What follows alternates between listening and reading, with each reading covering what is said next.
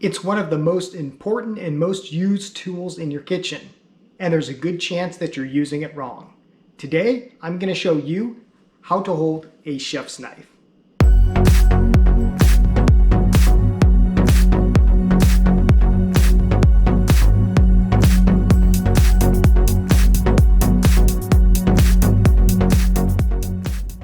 So this is a chef's knife, and by chef's knife, I just mean a basic, usually about an 8-inch or larger, all-purpose knife. And this is going to be one of your most used knives in the kitchen.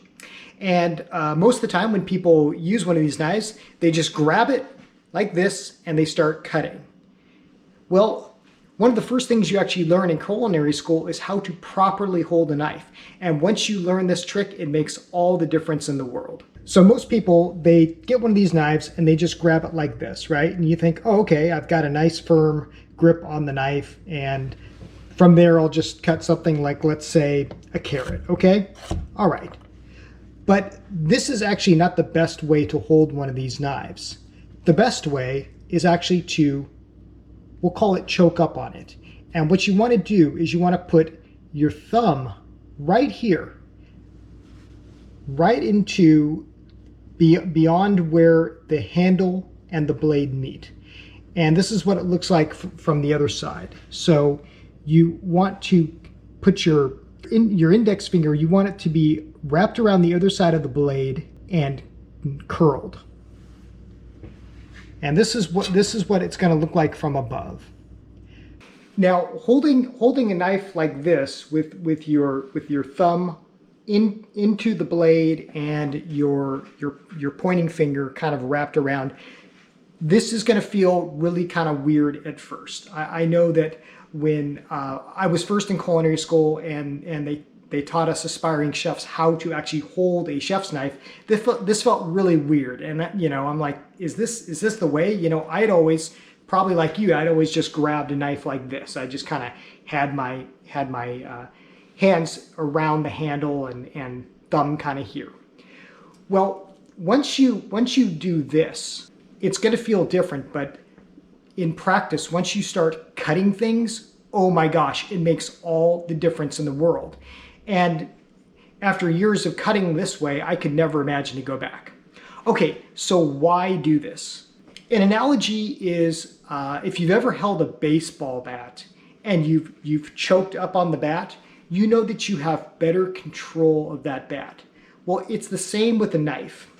See, by putting your hand farther up on this chef's knife, you are holding it more toward the center, and that means a better balance. Get out one of your knives and do this with me. Hold it like this and kind of move it around.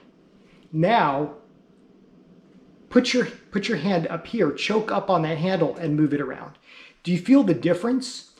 This knife and this blade is now more centered and balanced. And that means better control when you're cutting things.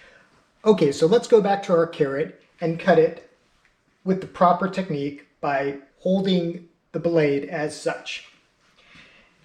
See, so what happens is you just have much better control. And you see, I'm able to have better placement of the blade and also better pressure because my hand is closer to the part of the blade that is cutting the carrot.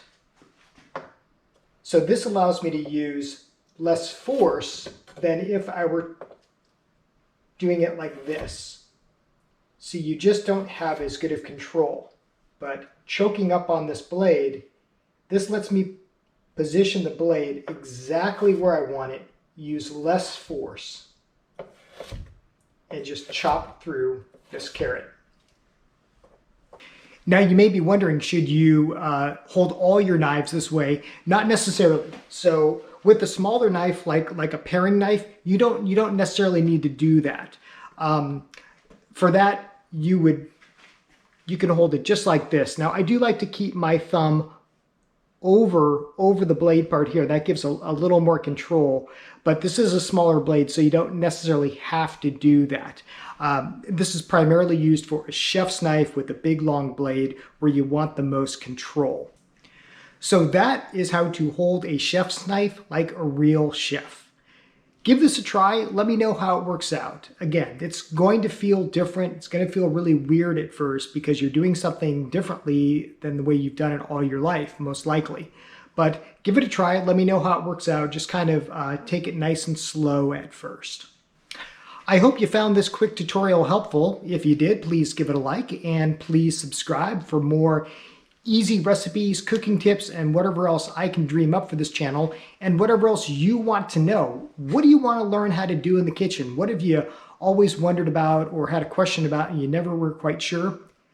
Ask in the comments below and I'll try to answer your question. Thanks for watching, and I'll see you next time on I Want to Cook.